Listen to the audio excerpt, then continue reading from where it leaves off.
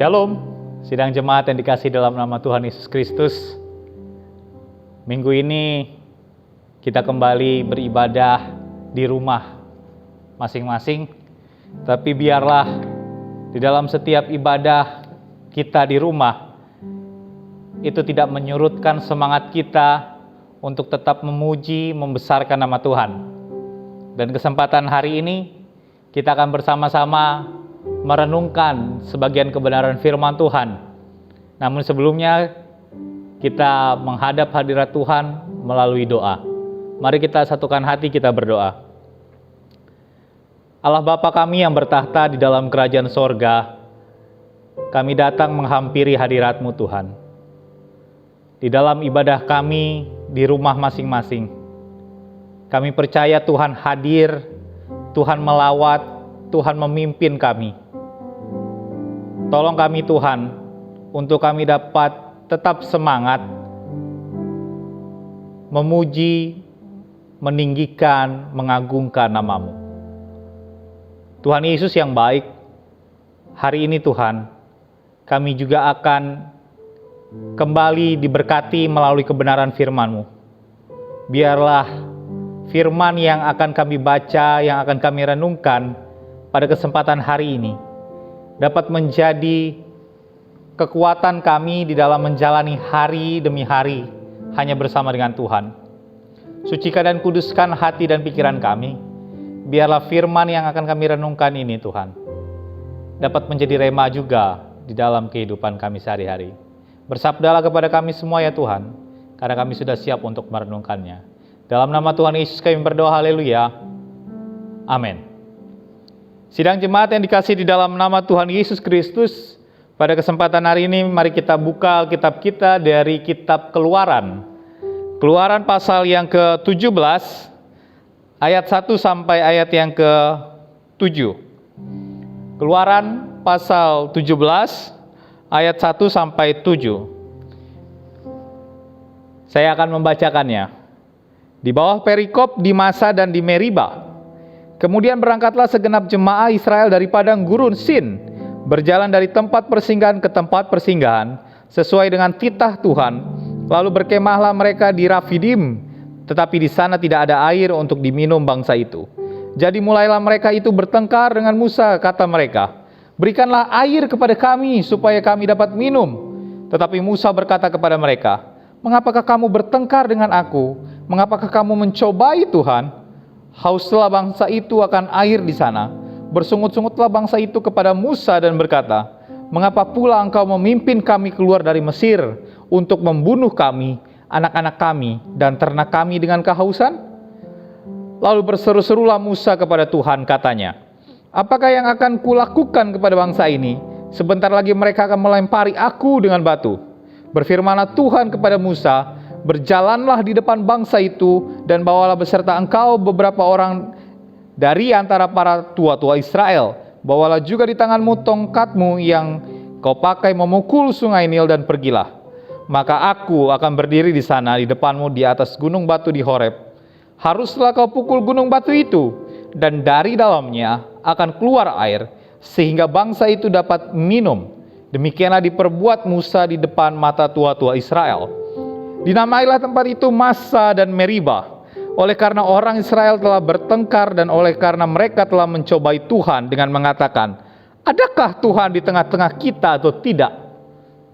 Amin. Demikian jauh kebenaran firman Tuhan yang kita baca dan akan kita renungkan di kesempatan hari ini. Firman Tuhan pada hari ini saya beri tema yaitu kasih setia Tuhan terhadap umat-umatnya. Kasih setia Tuhan terhadap umat-umatnya. Kasih Tuhan kepada bangsa Israel, kalau kita melihat, tidak ada habis-habisnya, tidak ada henti-hentinya. Allah itu begitu setia menyertai di dalam perjalanan bangsa Israel pada waktu keluar dari Mesir menuju kepada tanah perjanjian. Dan di sana kita juga bisa melihat bahwa Allah menyediakan juga kebutuhan jasmani. Bahkan bukan kebutuhan jasmani saja, kebutuhan rohani mereka sepanjang hari pun dalam perjalanan Tuhan juga sediakan. Allah memakai Musa sebagai pemimpin mereka dalam perjalanan pada waktu itu. Tapi kita melihat dalam perjalanan itu tentu ada kisah yang perlu kita pelajari. Ada kisah yang perlu kita juga renungkan di dalamnya. Kalau kita pelajari perikop ini secara mendalam, maka sejatinya yang permasalahan dalam perikop ini bukan hanya masalah bangsa Israel bersungut-sungut saja. Melainkan yang hendak diperlihatkan di sini adalah tidak adanya iman mereka di saat menghadapi kesulitan pada waktu itu. Di ayat ke-7 dengan jelas mereka berkata, "Adakah Tuhan di tengah-tengah kita atau tidak?" Perkataan ini menunjukkan satu ketidakpercayaan bangsa Israel kepada Tuhan. Perjalanan yang mereka lalui itu semua adalah sesuai dengan perintah Tuhan. Tuhan yang menuntun, Tuhan yang mengarahkan perjalanan mereka. Tapi anehnya, mengapa mereka masih berkata seperti itu? Kita sama-sama dapat melihat juga bagaimana ketidakpercayaan bangsa Israel juga kepada Tuhan melalui apa yang sudah terjadi sebelumnya atas kehidupan mereka. Kalau kita membaca dalam pasal-pasal sebelumnya, saya melihat ada 4 kali bisa dikatakan bangsa Israel itu bersungut-sungut kepada Tuhan. Yang pertama kita bisa melihat di pasal 14.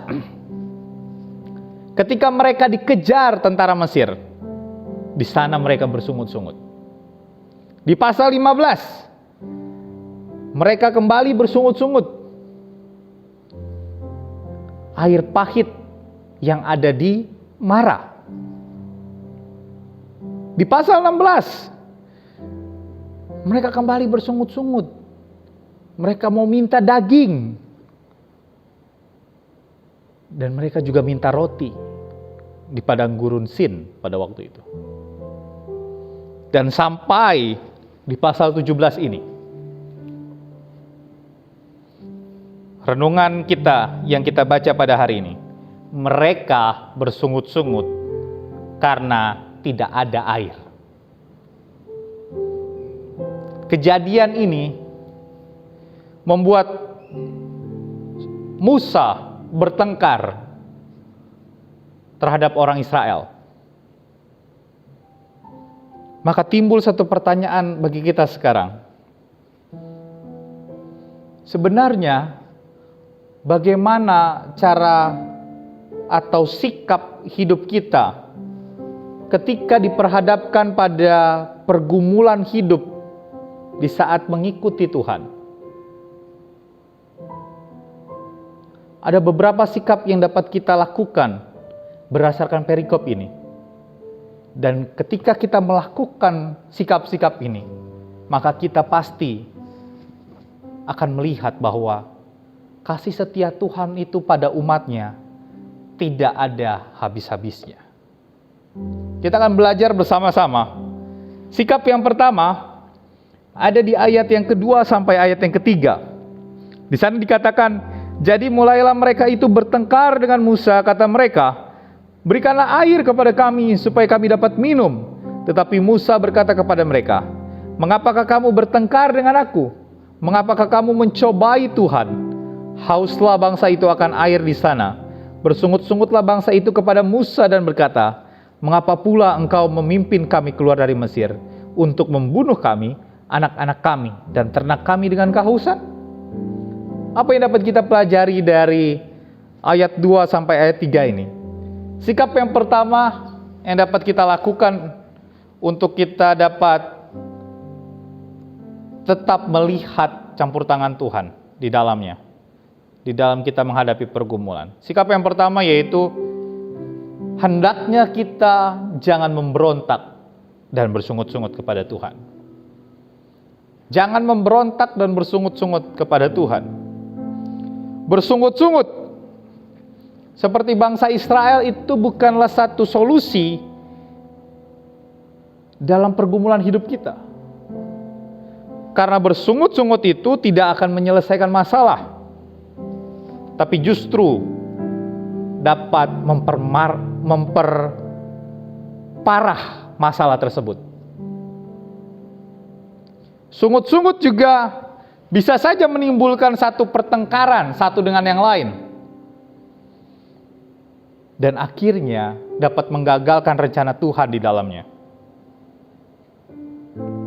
Seperti ungkapan bangsa Israel, mereka berkata bahwa mereka akan mati di padang gurun, padahal janji Tuhan bagi kehidupan mereka itu ada di tanah perjanjian. Kalau kita melihat itu di ayat 11 di pasal yang ke-14. Keluaran pasal 14 ayat 11, mereka berkata seperti itu. Apakah karena tidak ada kuburan di Mesir, maka engkau membawa kami untuk mati di padang gurun ini? Apakah yang kau perbuat ini terhadap kami dengan membawa kami keluar dari Mesir? Mereka selalu bersungut-sungut. Kita dapat melihat dari pasal 14, 15, 16 sampai ke 17 ini. Peristiwa bangsa Israel bersungut-sungut itu terus terjadi. Dalam kehidupan ini, langit itu bisa tampak cerah dan tidak berawan. Tapi ada kalanya juga ada mendung dan gelap di langit tersebut. Ada ujian, ada rintangan, ada pergumulan juga yang terjadi dalam hidup kita. Tapi kita sebagai anak Tuhan harus percaya bahwa di balik hujan selalu ada pelangi yang indah. Bila semuanya itu diizinkan terjadi oleh Tuhan, percayalah bahwa Tuhan itu tidak pernah meninggalkan kita.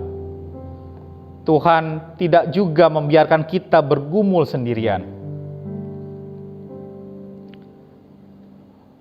Pemazmur berkata dalam Mazmur pasal 37 ayat 23 sampai 24. Tuhan menetapkan langkah-langkah orang yang hidupnya berkenan kepadanya. Apabila ia jatuh, tidaklah sampai tergeletak, sebab Tuhan menopang tangannya. Firman Tuhan yang kita baca mencontohkan bangsa Israel ini yang tidak pernah mensyukuri akan kebaikan Tuhan yang terjadi dalam kehidupan mereka. Hari-hari mereka dipenuhi dengan keluh kesah, dipenuhi dengan ketidakpuasan. Padahal bangsa Israel adalah bangsa yang dicintai, dikasihi, dan diberkati oleh Tuhan. Banyak mujizat yang telah mereka lihat, banyak mujizat yang telah mereka alami, telah mereka rasakan. Tapi tetap saja setiap hari mereka bersungut-sungut, dan dari mulutnya tidak pernah mengeluarkan ucapan syukur. Berbagai mujizat terjadi tidak cukup untuk mengubah sikap hati bangsa Israel ini untuk tidak bersungut-sungut. Tapi masalahnya lagi,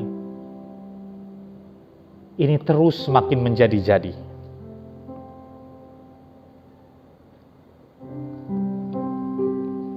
Bangsa Israel, kalau bisa dikatakan, sepertinya lebih senang hidup dalam satu perhambaan di Mesir daripada menjadi bangsa yang merdeka. Bahkan mereka berani melawan Tuhan dengan membuat patung anak lembu emas untuk disembah karena mereka tidak sabar menantikan Musa. Itu bisa kita lihat dalam kitab Keluaran pasal 32. Kalau kita tarik dalam kehidupan kita, bukankah kita juga sering tidak sabar menantikan pertolongan dari Tuhan, lalu kita pun bersungut-sungut dan menggerutu setiap hari? Karena persungutan tersebut, kita bisa menjadi kehilangan sukacita. Kata sukacita itu semakin jauh dari kamus kehidupan kita. Kalau kita memperhatikan, sukacita itu sesungguhnya diawali dari iman. Iman yang telah diberikan Tuhan kepada kita. Dan bukan hanya itu saja. Tuhan juga melengkapinya dengan satu pengharapan.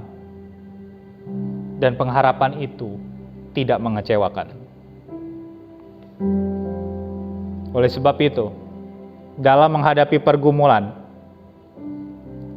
yang terjadi dalam hidup kita, hendaknya kita jangan bersungut-sungut kepada Tuhan dan jangan memberontak.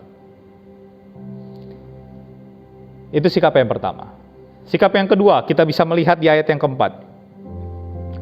Lalu berseru-serulah Musa kepada Tuhan, katanya, apakah yang akan kulakukan kepada bangsa ini? Sebentar lagi mereka akan melempari aku dengan batu. Apa yang dapat kita pelajari dari ayat 4 ini?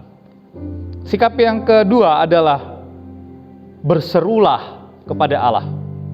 Berserulah kepada Allah. Musa begitu mengerti jawaban dari jalan yang sulit yang sedang dia hadapi, yaitu berseru-serulah kepada Tuhan. Musa tidak mempersalahkan Allah yang telah memimpin mereka sampai berada di sana. Musa mengimani bahwa kalau Tuhan yang menuntun dia di suatu keadaan, pasti Tuhan juga yang akan memimpin untuk keluar dari masalah tersebut. Jadi jika dalam pergumulan kita berseru kepada Tuhan, kita meminta Tuhan untuk dapat menolong kita.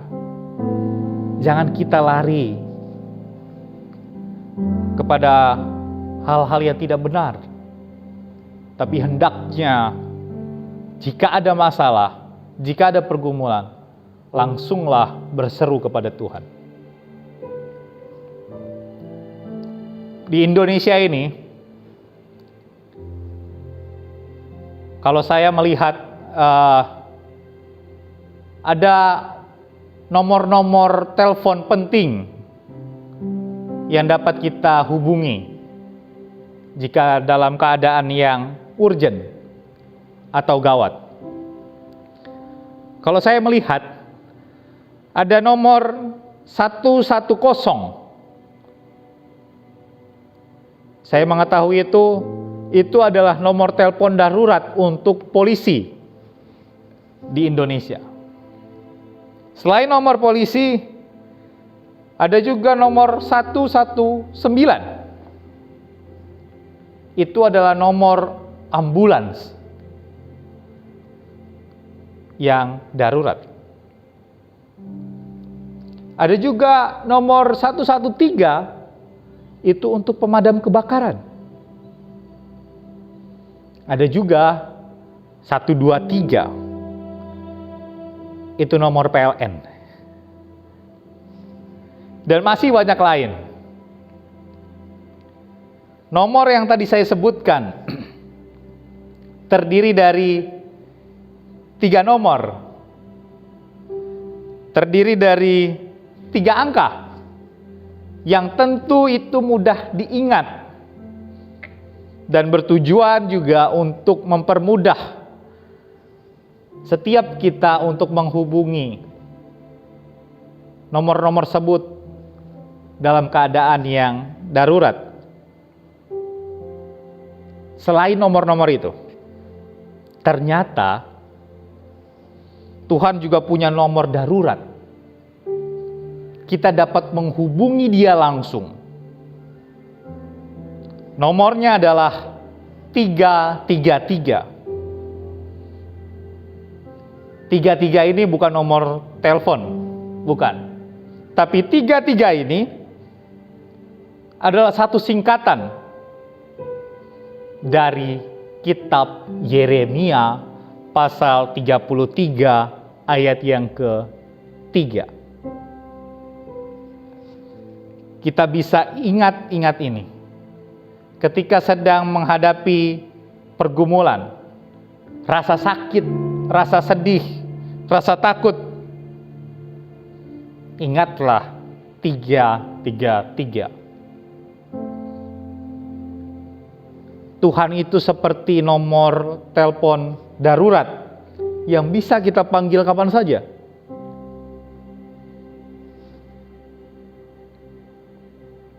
Tuhan akan menjawab. Tuhan akan memberikan pertolongan bagi kita.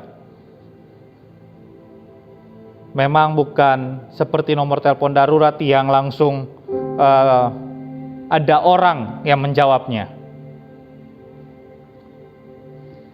Tuhan memang kadang tidak menjawab pertolongan itu secara langsung.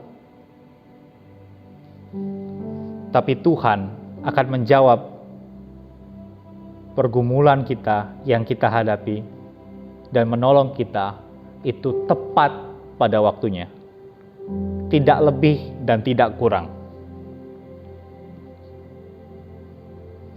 Dan ketika kita menelpon 333 nomor telepon Tuhan ini, ada perasaan damai di dalam hidup kita. Oleh sebab itu, jangan ragu untuk berseru pada Tuhan. Ingat nomor telepon Tuhan. 333. Yeremia pasal 33 ayat 3. Saya akan membacakannya. Yeremia pasal 33 ayat 3. Berserulah kepadaku, maka aku akan menjawab engkau dan akan memberitahukan kepadamu hal-hal yang besar dan yang tidak terpahami, yakni hal-hal yang tidak kau ketahui. Jadi, apapun pergumulan yang kita alami, langsung hubungi Tuhan.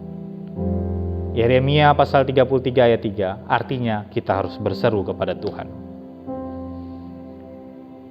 Yang perlu kita ketahui juga, ketika kita berseru kepada Tuhan, Tuhan itu tidak pernah berkata seperti ini. Tuhan tidak pernah berkata kalau kita berseru kepada Dia, maaf ya, saya sedang sibuk. Tuhan juga tidak berkata, tolong buat janji terlebih dahulu. Atau Tuhan tidak pernah berkata, maaf, saya sedang ada urusan yang lebih penting daripada urusan saudara. Tuhan tidak pernah berkata seperti itu di saat kita berseru kepada Dia. Tuhan mendengar semua seruan doa kita. Tidak saja hanya mendengar, tapi Tuhan sanggup untuk melepaskan kita dari kesesakan. Dia peduli terhadap penderitaan kita. Dia peduli terhadap pergumulan yang kita alami. Tuhan tidak pernah terlalu sibuk untuk menolong kita. Oleh karena itu, pergumulan yang apapun kita alami, tetap berserulah kepada Tuhan. tangan Tuhan sudah menanti untuk memberikan pertolongan. Itu adalah sikap yang kedua, yaitu berseru kepada Tuhan. Sikap yang ketiga yang dapat kita pelajari bersama-sama ada di ayat yang ke-5-6. Berfirmanlah Tuhan kepada Musa, berjalanlah di depan bangsa itu dan bawalah beserta engkau beberapa orang dari antara para tua-tua Israel. Bawalah juga di tanganmu tongkatmu yang kau pakai memukul sungai Nil dan pergilah. Maka aku akan berdiri sana di depanmu di atas gunung batu di Horeb. Haruslah kau pukul gunung batu itu dan dari dalamnya akan keluar air, sehingga bangsa itu dapat minum. Demikianlah diperbuat Musa di depan mata tua-tua Israel. Sikap yang ketiga yang dapat kita pelajari di ayat yang ke-5 dan ke-6 ini adalah kita harus mentaati dan beriman pada firman-Nya. Kita harus mentaati dan beriman pada firman-Nya. Seruan dari setiap orang percaya itu pasti didengar oleh Tuhan.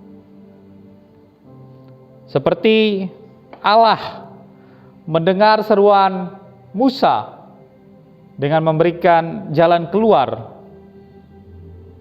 maka imanilah bahwa seruan kita pun Allah dengar.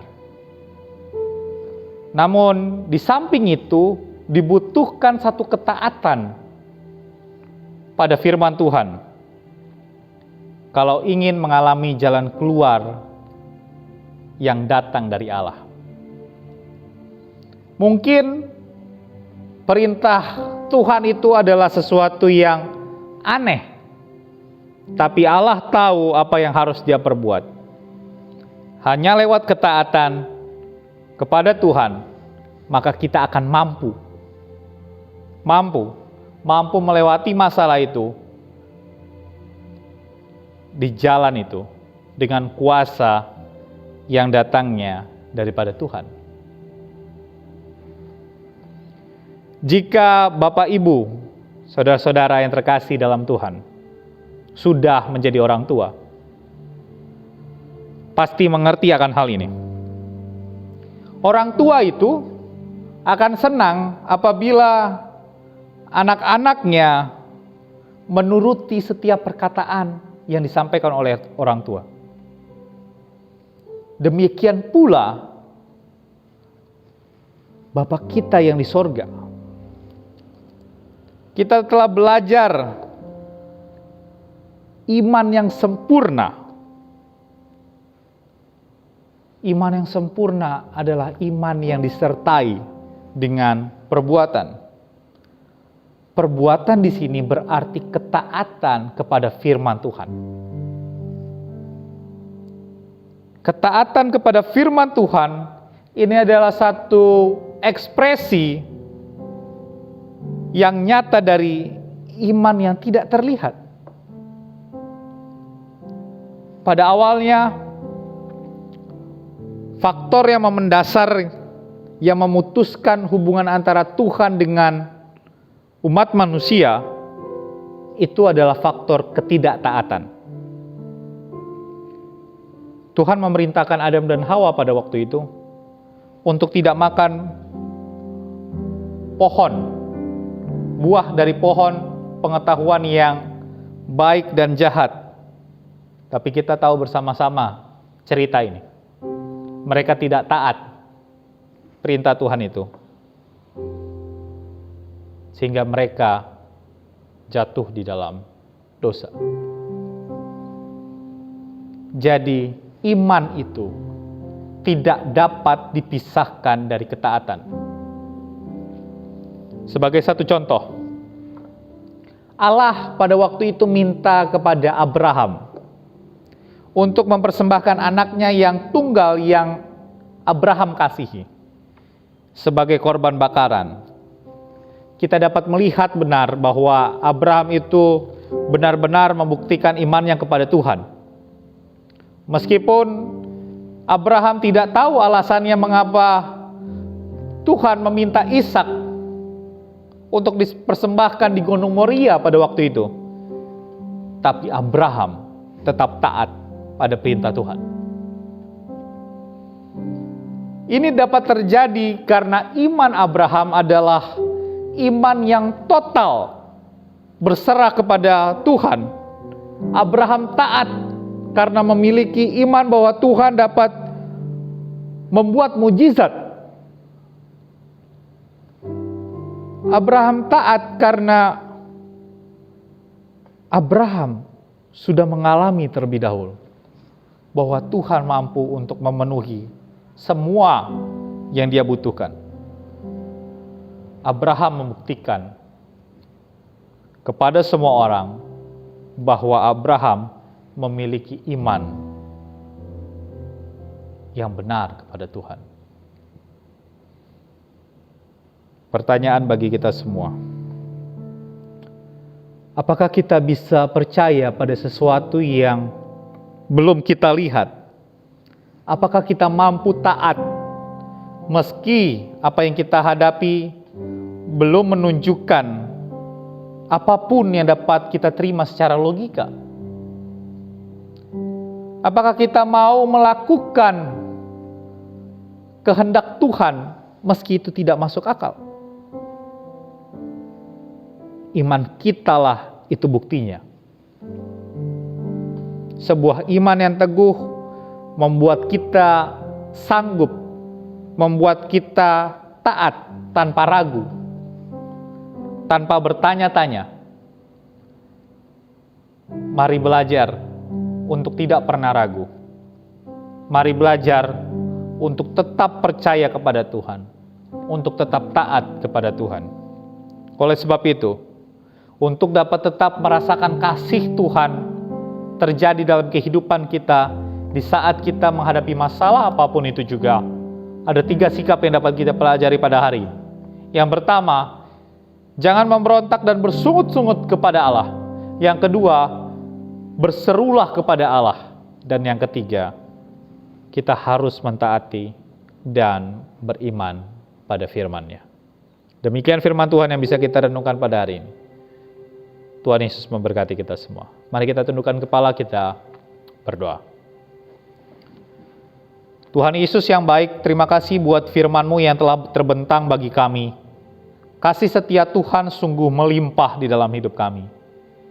Tuhan, ini hidup kami. Setiap pergumulan yang kami alami, yang kami hadapi, tolong kami Tuhan, untuk kami dapat tetap berseru kepada Tuhan. Kami dapat tetap taat, beriman kepadamu Tuhan. Biarlah firman yang kami renungkan pada saat ini dapat menjadi kekuatan di dalam hidup kami. Tuhan Yesus yang baik, pada saat ini kami berdoa untuk seminggu ke depan, biarlah kiranya Tuhan Yesus yang sanggup untuk dapat memberkati di dalam kehidupan kami. Keluar masuk dari pintu rumah kami, Tuhan Yesus yang jaga, Tuhan Yesus yang lindungi dengan kuasa darah-Mu yang kudus. Kami percaya proteksi yang berasal daripada-Mu terjadi bagi kami Tuhan. Berikan imunitas yang kuat bagi kami juga ya Bapa. Di saat kami melakukan kegiatan, aktivitas maupun pekerjaan dimanapun kami berada, Tuhan, kami percaya Tuhan hadir senantiasa bersama dengan kami.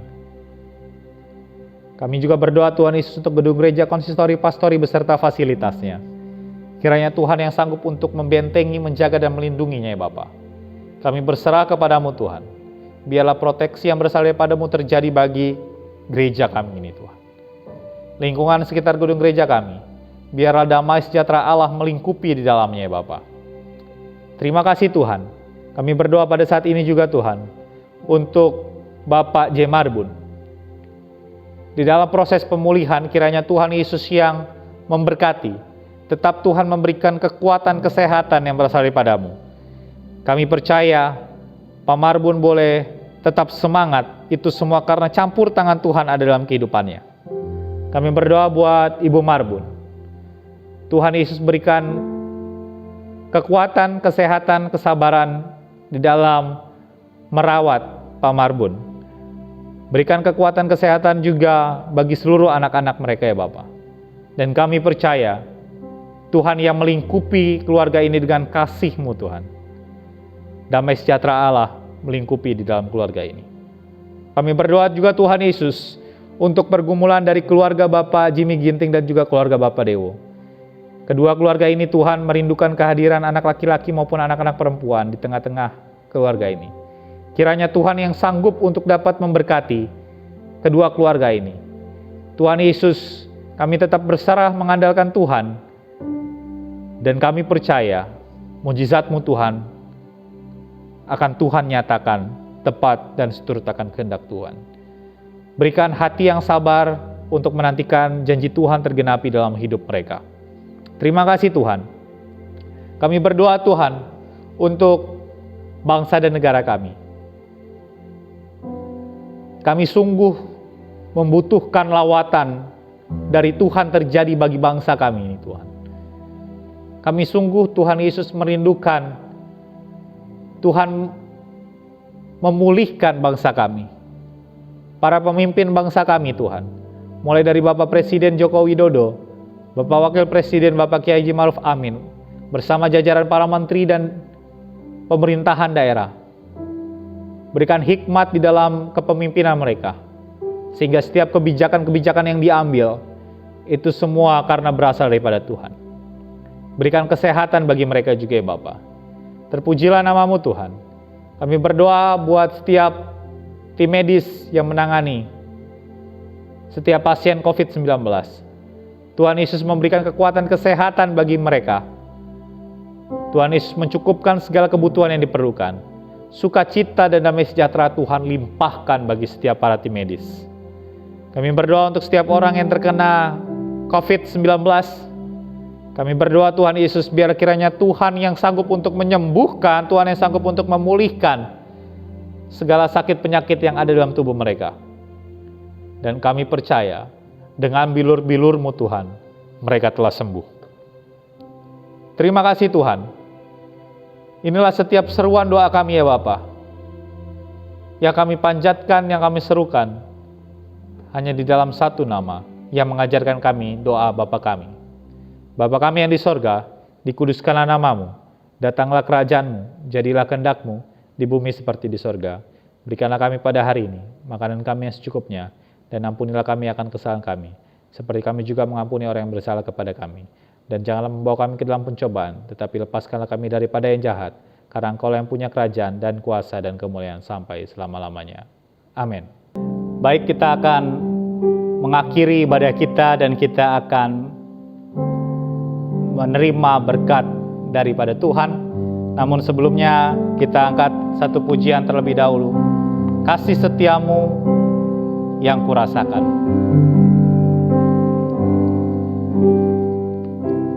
Kasih setiamu yang kurasakan lebih tinggi dari langit biru.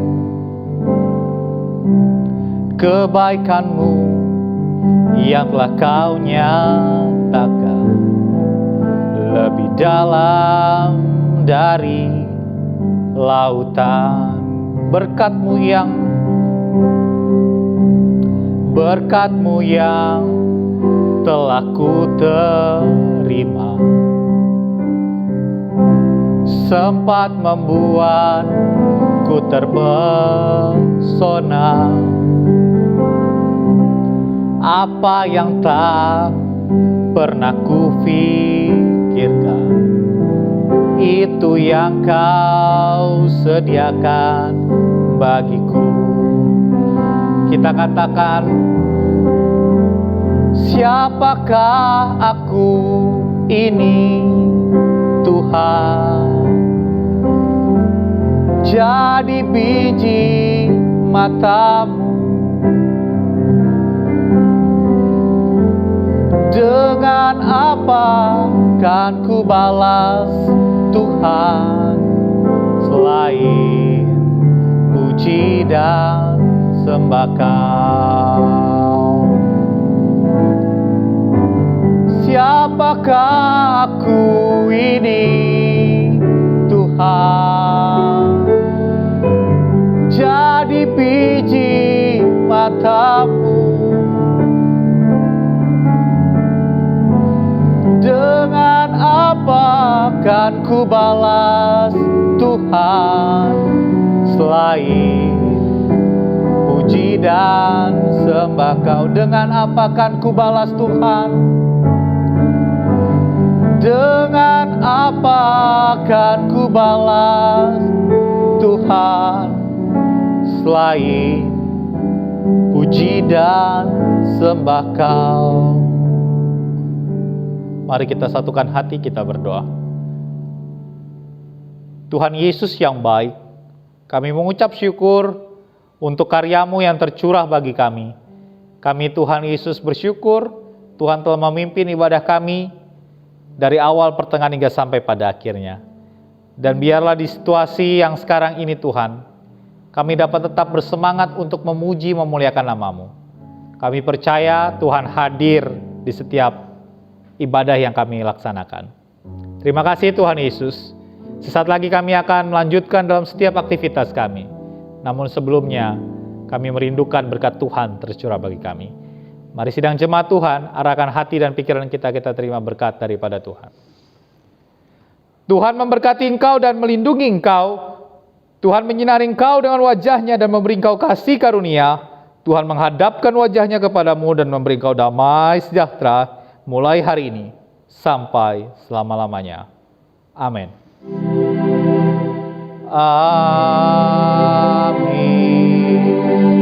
Amin. Amin.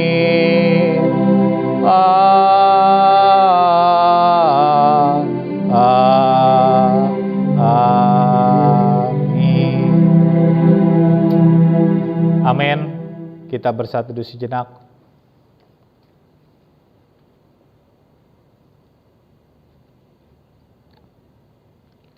Amin.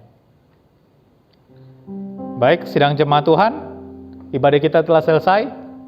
Tetap jaga kesehatan, tetap kita mengikuti protokol kesehatan yang berdasarkan dari pemerintah. Jaga kesehatan, Tuhan Yesus memberkati kita semua. Shalom.